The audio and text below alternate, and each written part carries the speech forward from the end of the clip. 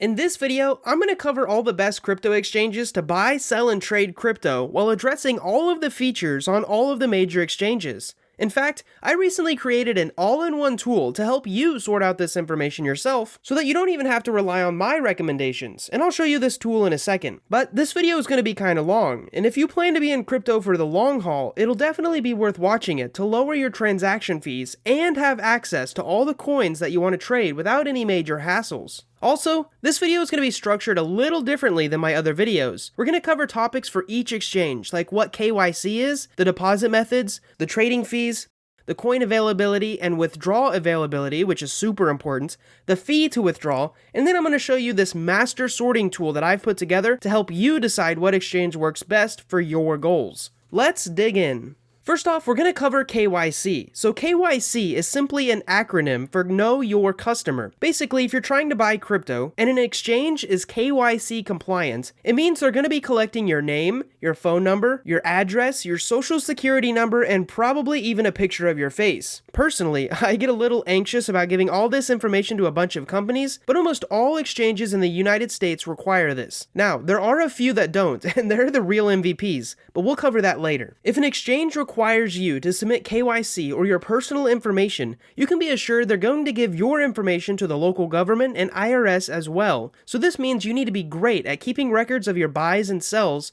and reporting them properly. Otherwise, you may be committing tax fraud. For exchanges that don't require KYC, they are a little bit more lenient, and there may be no way that the IRS could know of your buys and sells. Although, I would never advocate for tax fraud, just personal privacy. In the exchange sorting tool that I'm about to share, I have gone through all the major exchanges and found out if they are KYC compliant or not, so that you don't have to worry about that before signing up. If you want to stay anonymous when buying crypto, you can, and I'm going to show you how.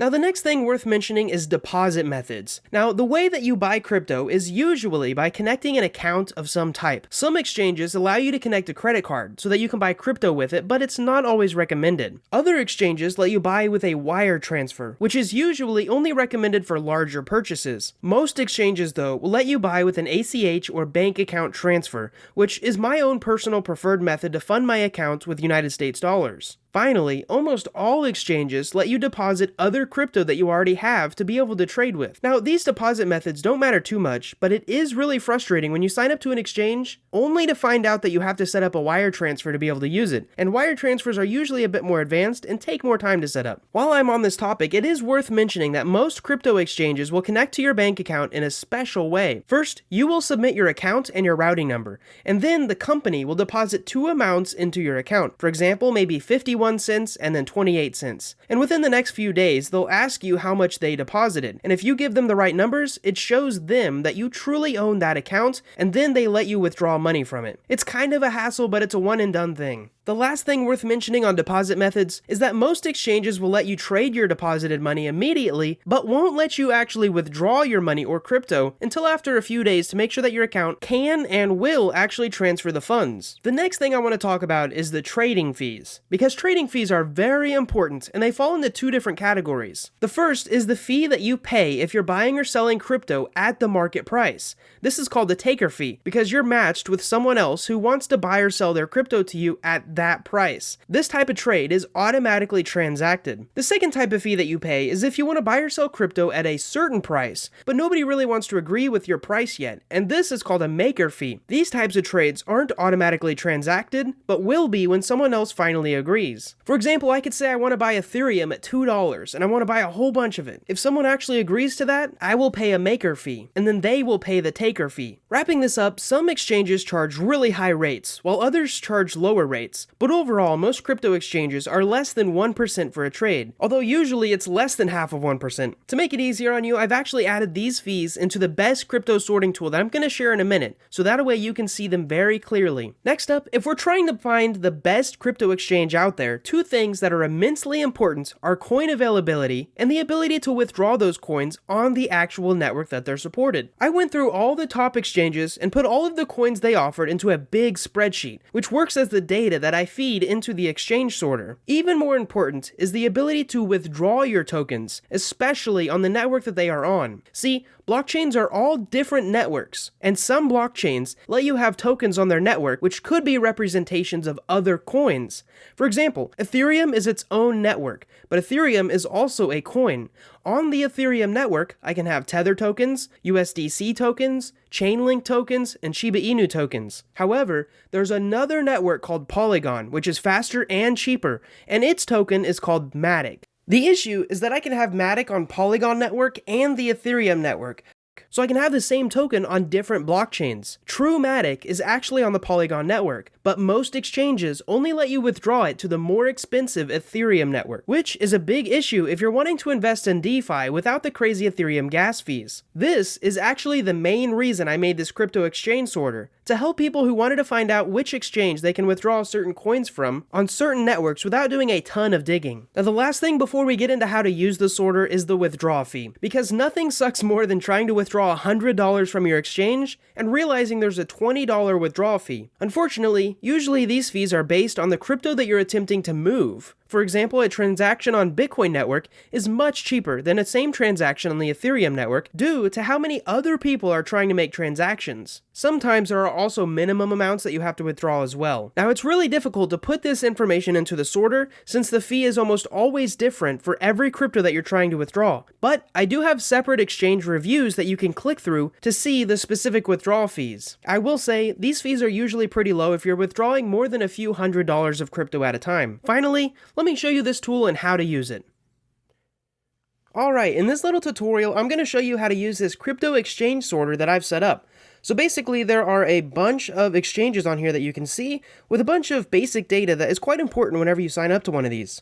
You can see here is the name of the exchange, the number of coins or tokens that they have, which they technically have more, but these are only the ones that we're sorting by. You can also see the maker fee, the taker fee, if they allow wire deposits or bank ACH transfers, if they allow funding by a credit card, and probably most importantly, if they're KYC compliant. Lastly, you can see the button to actually join, which is most of these are affiliate links, and then our own Whiteboard crypto reviews, which we're slowly working on these. Now, to use this tool, first you'll go to countries.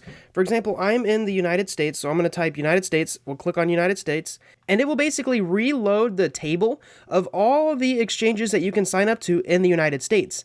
Now, even more importantly, we could select a coin that we want to purchase, that way we can see which exchanges actually offer it. For this example, I'm going to use Matic.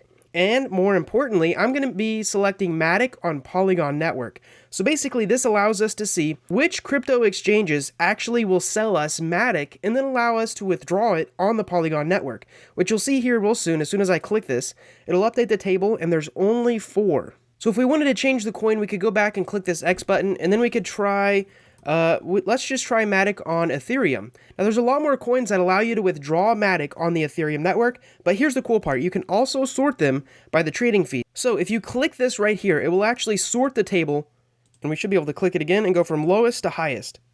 So you can see Voyager has a 0% trading fee and Bitstamp has a 0.5% trading fee. Now the other things you can do is you can actually sort by wire deposits, so you can sort them like that, you can sort by credit card deposits, and you can sort them by KYC compliancy. So that's basically how to use this exchange. It's super simple and I designed it like that. Hopefully you find it helpful if you're wanting to purchase a coin and find out which centralized exchange actually offers it. I do plan to update this quite frequently with new countries, new exchanges, and new coins whenever they pop up. Actually, if you scroll all the way down to the bottom, you can actually leave a reply, which is like a comment to the page, and it would be really helpful if you could suggest coins, exchanges, or countries that I haven't already listed. Anyways, I hope you find this tool and this tutorial helpful. Let's get back to the video. Now, one thing I definitely want to share with you is the concept of not your keys, not your crypto. I actually have a whole video on this topic, but the idea is that when your crypto is on an exchange, that exchange owns the crypto. Think about it like this. Let's say you go to a car dealership and you buy a car. However, after you've purchased the car, you just leave it at the dealership. You never take it home. If the dealership wanted to, they could take your car for a spin, racking up miles on it, and even getting into an accident. Even more so, someone could steal that car from the dealership. Well, the same goes for your crypto. If you leave it on a centralized exchange, they will use it on their balance sheets and probably do stuff with it. Now, the solution to this is that you should find a way to withdraw your crypto from the exchange and put it into a crypto account that only you own. Now, there are many ways of doing this, and I've actually been thinking about creating a separate video on how to do so drop a comment below if you're interested in that video. Basically, I highly recommend moving your crypto off of an exchange into something like MetaMask or a Ledger wallet, even if they say they offer good returns to stake it with them. Otherwise, they could lose your crypto in a hack, they could illegally steal your crypto, and they're probably doing things with your crypto that are making them money, and instead, you could be doing that. Now that we've got that out of the way, let's go to a mini review of all the exchanges that I've personally tried. Now, before we get into these mini summaries, I want to let you know that each of these exchanges can be found in the description below with an affiliate link that will actually support the channel if you use it to join. I've tried as hard as possible to contact each one of these exchanges individually as a content creator and try to get the best discount for you, so it's actually very likely that using one of my exchange affiliate links will actually allow you to pay lower fees than if you just signed up on your own, which I really appreciate that opportunity. I kind of wish it was just the default. Anyways, first on the list is Coinbase. Now, Coinbase is the best exchange for beginners. The user interface is very clean, they are really easy to set up, easy to use, and they offer all the popular coins that someone new to crypto would want to buy. Now, some of the issues are that the fees do start to get a little expensive if you trade with them a lot, and their customer service time has been reported to take forever. The cool thing about Coinbase though is if you use Coinbase, you also can set up a Coinbase Pro account, which is basically the advanced version of Coinbase that lets you set limit and market orders, unlocks a few other cryptocurrencies, and has lower fees. I highly recommend looking into it if you're using the regular Coinbase a lot. Next up is Binance. Now, Binance is a great exchange if you want to be a trader or have access to some features that Coinbase doesn't offer. They offer many coins and generally pretty low fees. And the last time I checked, you can actually lower your trading fees by holding a bunch of BNB in your account, which is basically a coin that they created. I'll also say their app is very well designed and useful. However, similar to Coinbase, the customer service at Binance isn't always the best. Next up is KuCoin. Now, KuCoin is my favorite exchange currently because they have really low fees, they don't have KYC, and you can trade one crypto to a ton of other cryptocurrencies on their platform. Not having KYC doesn't mean that you shouldn't be reporting your trades on the platform on your taxes, but it does mean that they do not have your information stored somewhere and that account isn't connected personally to you. I really like this. Now, the downside to this is that you can really only fund your KuCoin account with crypto that you've already purchased somewhere else. I use KuCoin all the time to swap from one crypto to another crypto. They also have a few other tools that Coinbase and Binance do not have. Next up is FTX. So FTX has pretty much the lowest fees around. It was created by someone who actually helped build SushiSwap, which is a decentralized exchange, so I'd like to think this exchange is rooting for real decentralization while playing nice with the feds. At this part in the video, I'm going to say honestly, if you live in the United States and you have a Coinbase, Binance, KuCoin, and FTX account, you can pretty much do anything you want. With these next exchanges that I'm about to list are just for extra features or unique coins that you can't find anywhere else. The next one is Pionex, and I like them because they have a bunch of trading bots available. I haven't completely nerded out and tried all of them yet, but the ones I have tried seemed really useful to anyone who knows what they're doing. If you want to see any of the bots, you can check the link in the description, and they also have a ton of coins and tokens available. Next up is the Crypto.com app. Now, I joined the Crypto.com app because they had the ability to buy and sell Chia back in the day, but since then, I've used them here and there, since they do have some coins that other exchanges don't, and usually actually let you withdraw on the network that you want to. Next up is Kraken. Kraken was actually one of the very first crypto exchanges I ever signed up to back in 2017, and I think they've been in operation since 2011. They have mostly low fees and let you buy a bunch of the popular coins pretty easily. They're a good exchange, but they're slowly getting taken over by other exchanges that are just better in a few different ways. Next is Gemini. Now, the real reason I actually have a Gemini account is so that I can connect my account to the Brave network, where I get paid by using the Brave web browser, and also anyone who uses the affiliate link to download and try the Brave browser. Now, Gemini themselves actually doesn't offer very many coins, but the interface is very user-friendly and great for beginners. Next is Bittrex. And I don't really use Bittrex much, but it's got average fees and a medium amount of coins available. I think it's one of the largest exchanges used by people, and I will say their app is one of the best developed crypto apps in terms of functionality and user interface. Next up is Gate.io. Gate.io is really close to KuCoin in how many coins it offers. There are a ton. Plus the fees aren't that bad. It's just KYC. So if I had to pick between Gate.io and KuCoin, KuCoin would win because they're not taking my personal information. There seem to be many coins that you can only get on Gate.io, and that seems to be the most unique reason to join. Next up is Voyager. Voyager actually has 0% trading fees, but they do make their money by the difference in what they buy it for and what they charge you, which means they don't always offer the best market price. They are also KYC and really gaining popularity since their app's user interface is very clean and easy to use. The last one is WazirX. I haven't personally used WazirX, but almost everyone I know who buys crypto in India uses it, so it's very popular. Now, this is where the video ends. There are many other exchanges in the sorter, and there are especially even more that aren't on the sorter. But honestly, you're taking a bit of a risk when you sign up to less well-known exchanges. So I tried to put all the big-name reputable ones on this list and the sorting tool. As we end this video, hopefully you enjoyed my little review and find the crypto exchange sorter tool useful if you use it. I spent way too long developing it, but honestly, I have so many other things in mind to develop, so what I learned from building this was totally worth it. Plus, I know it'll be well used, and it might even bring in some money in the next few years because of affiliate links. Thanks for watching this video, I really hope you enjoyed it, and most of all, I hope to see you in our next video.